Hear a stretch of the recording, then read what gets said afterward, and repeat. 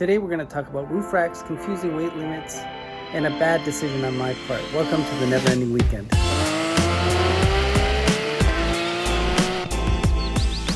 This journey started over a year ago when I decided I want a rooftop tent on my Bronco. The bad decision on my part was ordering that rooftop tent before the factory roof rail weight limits were published publicly.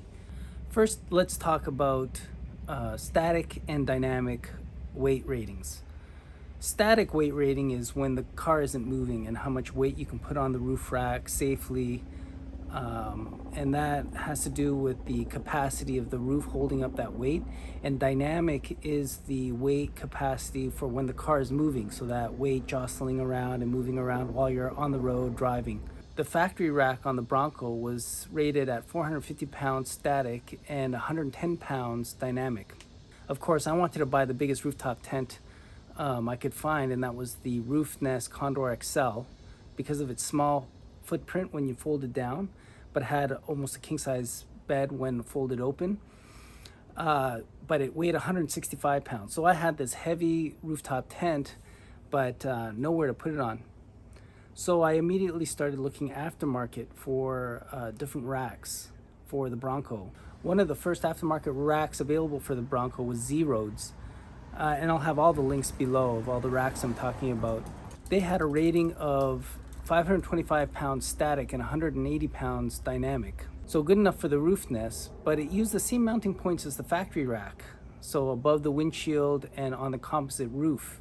And my question was, isn't the composite roof, or at least what I thought was that the composite roof would be the weak point for the weight limit. And I wanted to just confirm that by talking to Z-Roads. I talked to the dealership, the Ford dealership. I talked to customer service at Ford just to kind of get a straight answer. No one could really give me a straight answer. I guess they were all trying to limit their liability and kind of pointing to each other. I'm sure if I talked to a Ford engineer, he'd be able to answer me, but Ford customer support wasn't very helpful.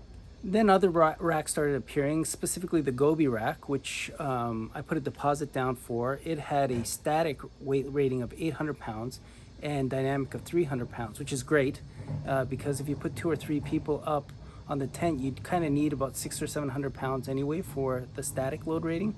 And it's also the only rack that you could use with a soft top because it mounts to the body. But I didn't really like the exoskeleton look of the Gobi. Then Trail Racks came out with their Tremor rack, which I personally think is the best looking aftermarket rack for the Bronco.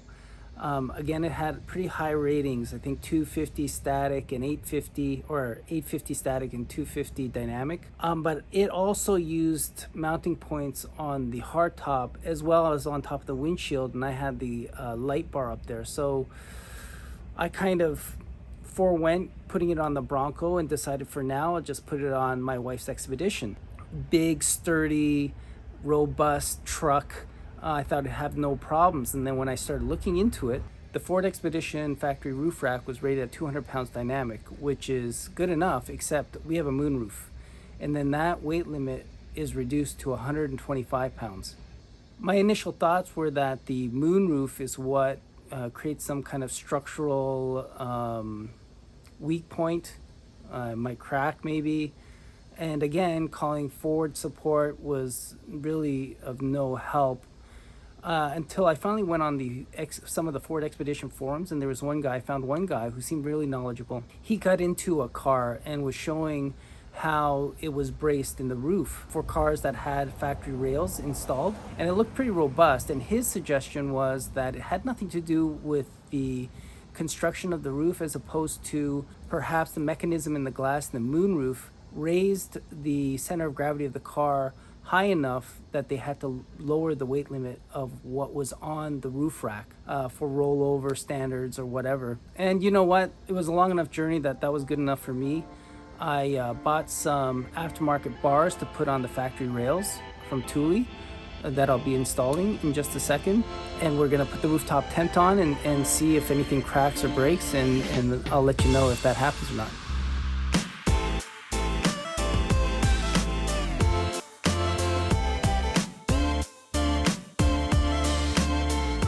First things first is we have to remove the existing roof rack, and it looks like it's pretty straightforward. Torx bolts to be removed to take off the bars. But we're keeping the existing rails, which according to Rack Attack, along with the Thule Evo bars, will be enough to carry the weight of our rooftop tent.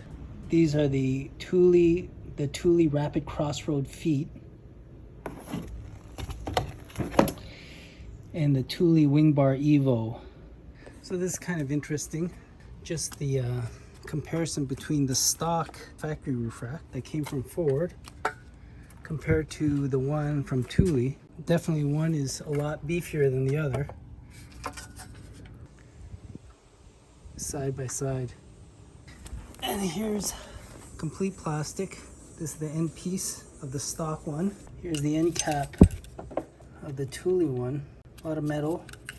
I mean, plastic shroud, but all metal. You compare the two, this is just plastic, metal in there. This is definitely more beefier. Now the Thule Rapid Crossroad feet come with the ability to put in this optional tumbler and key, which I would strongly suggest because ounce of prevention. The instructions to add the tumbler into the feet isn't really that descriptive. There's a couple of photos in the instructions. All they tell you is kind of to insert the tumbler, but there's a bit of a trick to it. I just want to quickly walk you through it. Remove this plastic piece, get rid of all these little pieces in there.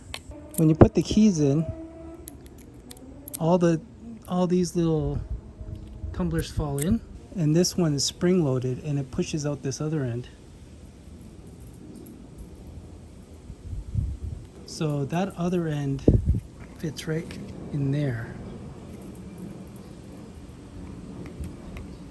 So you have to put this top part up on the top so that when you push it,